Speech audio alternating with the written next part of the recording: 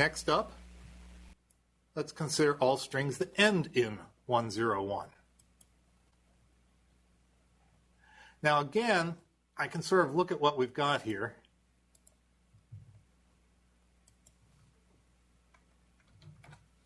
And say, well, our 101 sequence is kind of the background here, or the backbone here.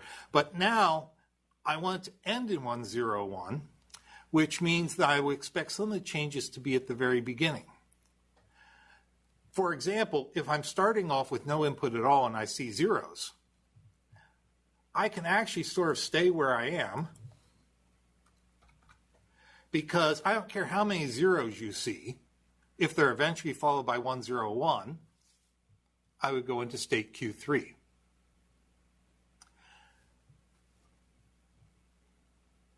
Suppose, though, that I start here and I see a 1. Well, if after that 1 I see a 101, and that's the end of my string, I'm fine. But if I make Q0 to Q1, and I were to see a 0, what would I have to do? Well, if I were to see a 0, that would mean I was 1, 0 something, and that means I'm still waiting to see a 101 at the end of the string. So I can actually say, if I see a 0, let's go back here. Now, part of what's going on here is, in my mind, I'm assigning a role to Q0. It's now not only is it our starting state where we've seen no inputs, no input characters at all, it's also my state in which I have not yet seen even the first character of my closing 101 sequence. And so if I have seen no characters at all and I see a 0, I have still not seen any characters of my closing 101 sequence. If I see a 1, but then see another 0, I know I haven't seen even the first character of a possible 101 closing sequence, and so I go back here. So Q0 becomes a kind of acceptor for a mini language, not the language we want, the language of strings ending in 101, but it is an accepting state for a language of all strings in which we have not yet seen the first character of a closing 101 sequence. And having those kinds of names for each state is sort of one of the tricks to defining your own automata, because it means that when you assign them a role, you know when to come back to those states from different places in your automata. So let's move forward with that kind of analysis. If Q0 is the state in which I have not seen any characters yet of a closing 101 sequence, Q1 would have to be the state in which I have seen the 1 out of a closing 101 sequence. So let's remember that and ask, what would happen if I saw 1, 0, and then another 0? Where could I go? I don't want to go into a trap state, because if I see 1, 0, 0, 1, 0, 1, that's a string ending in 101. So I'm not going to trap on that. But if I see 1, 0, and then another 0, I have not seen any characters of a potential closing 101 yet. And that means that I would come right back to here. And let's put maybe a little bit more arch into my arrangement here so that you can read my transitions.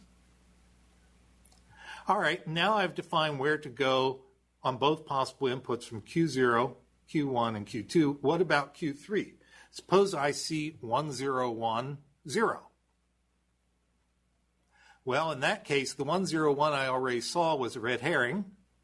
It was a distraction because it's not at the end of the string. If I see 1010, if there's going to be a closing 101, I haven't seen the first character of it yet. And that's my definition of Q0.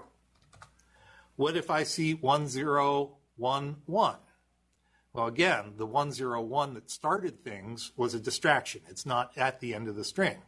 If I've seen 1011, that 1 at the very end could be the start of a new 101 sequence. And so on a 1, I will come back to Q1. Now I've covered for every state the possible 0, 1 outputs. You notice I don't even have a trap state here. This is not a language in which you can actually trap anything because there's always the possibility that more characters are present in the input, and eventually we will find out that 101 is the closing of whatever input is being provided. So we can never actually rule out the possibility of a future input getting us to Q3 based upon the input characters we've seen so far. Now, if I'm not confident about this, one of the nice things about working in JFlap, like I'm working in today, is that I can run inputs through here.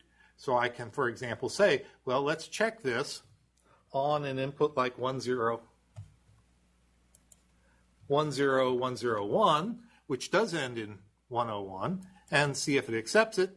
And it says yes. In the end, it makes it down to Q3, which is our accepting state. Or I could try running this step by step on, let's say, an input of 1011. And let's throw another 0. 10110.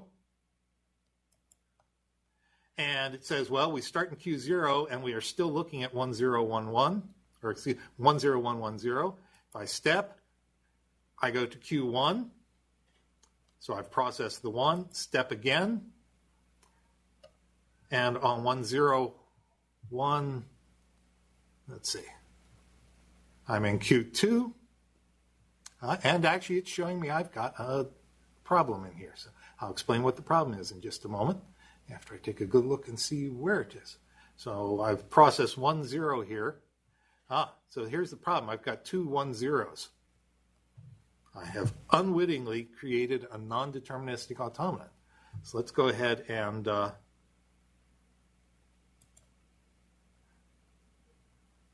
let's just step to the end of this to get clear. So I've actually got two, from Q1, I've got two transitions on 0. So my rationale was a little bit wrong there. On 10, I want to stay in my backbone.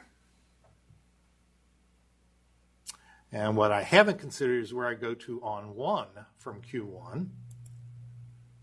I've only got the transition out on 0. Well, if I've seen a 1, that could be the beginning of a new 101 thing. And so that's actually what I should have come up with. So good point here. It's easy to get these wrong on your first try. But what you're doing here is you're building a kind of software, a kind of program in automaton form. And what do you do when you write any program? You test it.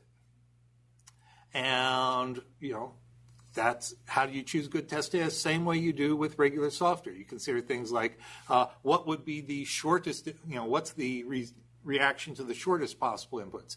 You consider the decision points. You say things like, what's the simplest input I can figure that should take me to my accepting state?